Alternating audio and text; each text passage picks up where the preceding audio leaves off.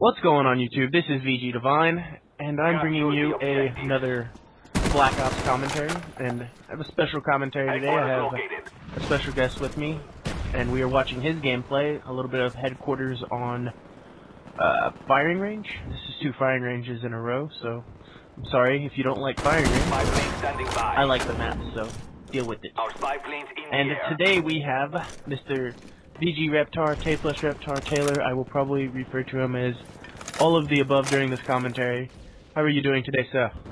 I'm doing fine, sir. Thank you for having me. Yep. And Black Ops is the mainstream of the gaming world right now, and that's what we're playing, and that's where this game is coming from, obviously. And where am I going with this? Taylor, the reason that I wanted Taylor on this commentary, this first dual com or commentary, whatever this is, the first one that I'm having on this channel, the one done a dual com on my old channel, and the first on this channel is, I've known Taylor for 4 years, and we've been gaming together for that long, and it's been good to know. Let me rephrase that.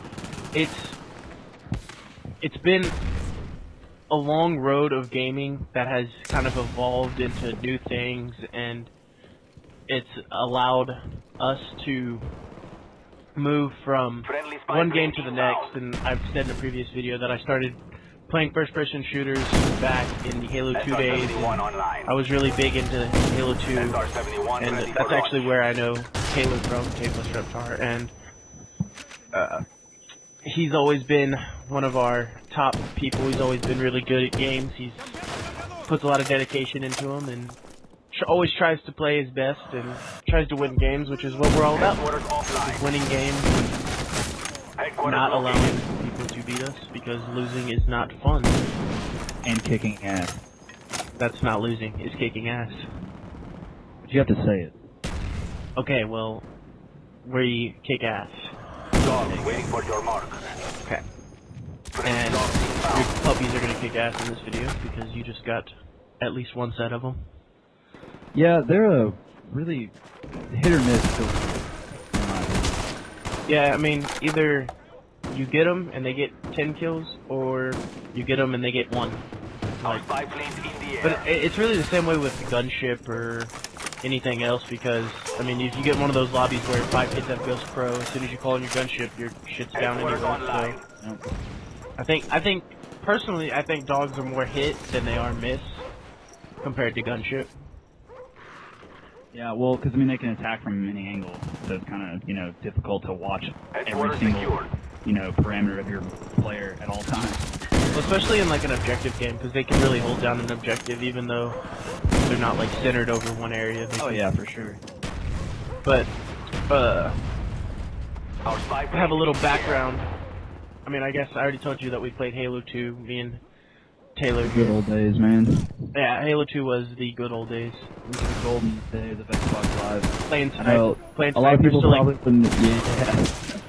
playing snipers till like 3 o'clock in the morning, and like having to wake up at like 6:30 the next day to go to school. But you wake up and you go to school and you're just like, I just want to go play snipers. I want to get my 33 in snipers. And then you get one game from it and you lose and you go back down to like a 31, and you're like, fuck you, Bungie.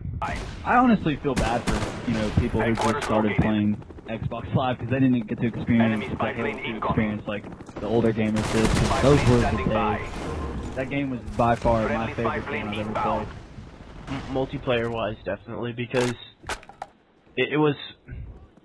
I don't know why that game felt so good, and it felt so perfect, but it always did. Like, there was never, because it took a lot of skill to be good at that game. And it wasn't rage-inducing. Like, well, I mean, it could be. I don't know. I don't really ever remember a time like during Halo 2 where I would get so mad that I just wouldn't turn on my Xbox. Like, I don't think I ever got that mad. And because we were, 15 years old, still living at home with our parents, and we couldn't really, just curse the heavens for getting killed in the back Friendly spy getting plane shot in the back or inbound. not having your teammate tell there's somebody Headquarters behind you or secure. something. Yeah, it's Halo 2 was, I don't know. I wish I servers were started still playing that game.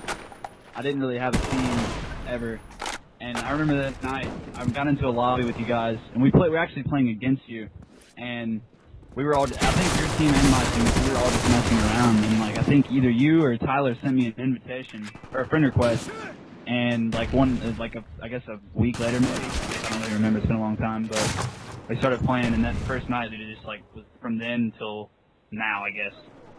It's kind of gay in a way, but I love it. It's only gay if you like it.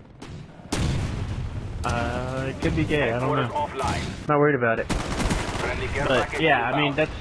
that's part of our, SR-71 like I is in the said air. at the beginning of this, I don't know if I said it in this commentary or the two other that we did, but that's part of the success that, you know, that we've had, I guess, as gamers, is that Spy plane is standing that we've by. always been able to have a team to roll with, and we've Friendly always spy been plane able to, inbound. you know, hear the same familiar people that you know that this person's going to be doing this, or this is how this person plays, and like Yeah. we've known that because we've known the playstyles for each other for that long. And this My amount of favorite time. thing is when we play search with people who, you know, we have our, you know, Headquarters our online. team we always run with, but we always have like 2 or 3 of good friends that we play with, and they don't know us as well. We know each other. SR-71 online. In search, when like, you know, it's a clutch situation where either you or I or somebody else is like got a 1-on-3, and the other guys are like, oh, he doesn't have this. All right, guys, get ready for the next round. Like, no, you don't understand. I think he's got it. Like, I think he's Friendly got spy it. plane Yeah, inbound. we've known each other for, like, me and you, and I mean, as a Japo and Tyler, we've known each other for so long that we know when we're in, like you can be the last person alive, and I can know, like, most of the time, like, he might have this. Or there's times when I'm like, no, he has this. Like, it's 1-on-5, but you can just tell. You're in that situation, and you're in that perfect spot. Like, no, he has this. And like that. That's. I think that's the reason I like search, because of the clutch moments. Like the 2-on-5s or the 1-on-5s or the Spy plane standing 1-on-3s. by. Like those moments are Friendly spy awesome. plane I inbound. love those moments so much, which is one reason that I like Gears of War so much.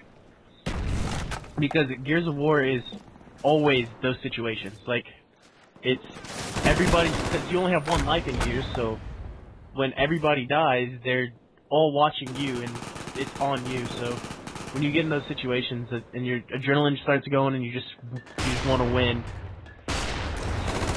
which is, you know, that's what everybody needs to be focusing on, is winning. And having fun, of course, is always priority, but you need to try to win always.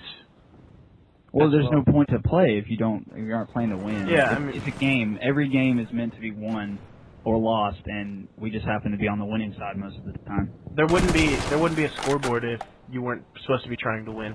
Spy plane ready for Exactly. deployment. Like the Friendly game developers spy plane put a inbound. concept into the game to make you want to win, and if you're not trying to win, then you're trying to blow yourself up, like Taylor just did. What do I do? Oh man. You shot a car and blew yourself up. Yeah. And I don't know. That's one reason, or that's like I was saying, that knowing each other and knowing our routes Spy plane ready for deployment. is something that I think everybody should try to Outside experience in the with air. gaming, is getting that core group, that 4 or 5 people that you can play with. You know, even if you only play with them once a week, like, you still play with them and you still know how they play, and you know them really well. I think that's something that everybody needs to try to develop.